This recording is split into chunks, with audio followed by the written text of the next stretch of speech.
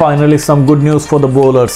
আইসিসির সর্বশেষ সভায় সিদ্ধান্ত হয়েছে এখন থেকে ওয়ানডে ক্রিকেটে 35 ওভারের পর থেকে একটা মাত্র বলে খেলা হবে। মানে ওয়ানডে ক্রিকেটে তো দুটো নতুন বলে খেলা হয়, সেটা একবারে প্রথম ওভার থেকে 50 ওভার পর্যন্ত দুটো নতুন বলে খেলা হতো। এবার বোলারদের দিকে বিবেচনা করে বোলারদের প্রতি করুণা করলো আইসিসি, কারণ বোলাররা যে হারে মার খাচ্ছিলেন, যে হারে 300-400 করে রান হচ্ছিল, বোলারদের সেই অসহায়ত্ব ঘোচানোর জন্য আইসিসি সর্বশেষ একটা নিয়ম চালু করতে যাচ্ছে। সেটা হচ্ছে 35 ওভারের পর ফিল্ডিং সাইড অর্থাৎ বোলিং সাইড, ওই যে দুটো নতুন বল সেখান থেকে একটা বল বেছে নিতে পারবে, চুজ করতে পারবে।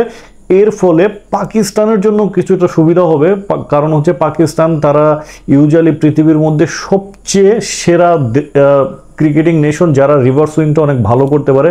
আমাদের মুস্তাফিজের জন্য সুবিধা হবে, কারণ পুরাতন বলে কাটারটা ভালো হয়, এবং পুরো বোলিং সম্প্রদায়ের জন্য এটা অনেক ভালো। এজন্য যে তারা হাফ ছেড়ে বাজবে, তারা কিছুটা হলেও ফেভার পাবে। তারা যদি ওই পুরাতন বলটাকে স্লোয়ার কাটার বা রিভার্স সুইংয়ের হিসেবে ব্যবহার করতে পারে, সেক্ষেত্রে তারা আরও বেশি উইকেট পাবে এবং খেলাটা ইভেন হয়ে যাবে। এতদিন 2010 সালের পর থেকে কিন্তু ক্রিকেটটা ব্যাটসম্যান ওরিয়েন্টেড হয়ে গিয়েছিল এবং বোলাররা খুবই অসহায় ছিল, এবং আইসিসির এই নিয়মকে সাধুবাদ জানায়। এবং তবে এটার সবচেয়ে বেশি অ্যাডভান্টেজ কিন্তু পাকিস্তান পাবে। পাকিস্তানের ক্রিকেটটা দেখুন, 2008-9 সালের আগে তারা একরকম ছিল, 2008-9 সালের পরে তারা একরকম হয়েছে। 2008 সাল কিংবা 2003 সাল, 2000 সালের আগের যে পাকিস্তান, তখন কিন্তু পাকিস্তান ভারত খেলা হলে পাকিস্তান ফেভারিট থাকতো, পাকিস্তানের কাছে ভারত আন্ডারডগ থাকতো। বাট 2007 বা 2008-9 এর পর থেকে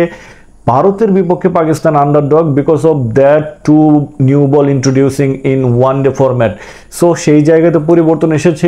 এইটা কিছুটা হলেও ডিসঅ্যাডভান্টেজ হবে ইন্ডিয়ার জন্য, তবে অতটাও হবে না, কারণ তারা আসলে যে লেভেলের ক্রিকেট খেলছে, আসলে পাকিস্তান থেকে তারা এখন ফার বেটার সাইড। তবে পাকিস্তান যদি এই যে নতুন নিয়মটাকে ক্যাপিটালাইজ করতে পারে, আমার মনে হয় যে পাকিস্তান খুবই ভালো করবে সামনের দিনগুলোতে। বিকজ ওই যে লাস্ট 15 ওভার, সেখানে কিন্তু পাকিস্তান তাদের চিরায়ত যে রিভার্স সুইং এবিলিটি, সেটাকে যদি কাজে লাগাতে পারে, আমার মনে হয় এই নিয়মটা পাকিস্তানের জন্য আশীর্বাদ। অ্যাট দ্য সেম টাইম যারা ভালো কাটার মারতে পারে, বিশেষ করে মুস্তাফিজুর রহমান ফ্রম বাংলাদেশ, তার জন্য ভালো থাকবে এবং অনেক বেশি উইকেট পাবে আগের চেয়ে। এবং মুস্তাফিজের জন্য যেটা হবে, আমাদের ক্যাপ্টেনদের তাদের স্ট্র্যাটেজি থাকবে লাস্টের যে 15 ওভার, ওইখানে যেন তার 8টা ওভার করানো যায়। নতুন বলে হয়তো 1-2টা ওভার, 3টা ওভার সর্বোচ্চ, কিন্তু ওই যে লাস্ট 15 ওভার্সের জন্য তার 7টা ওভার রেখে দিতে হবে। তাহলে দেখা যাবে যে লাস্টের দিকে বাংলাদেশ দারুণ ফাইট ব্যাক করতে পারবে এবং ভালো করতে পারবে। তো দর্শক, আজকের এই ভিডিওর উদ্দেশ্য ছিল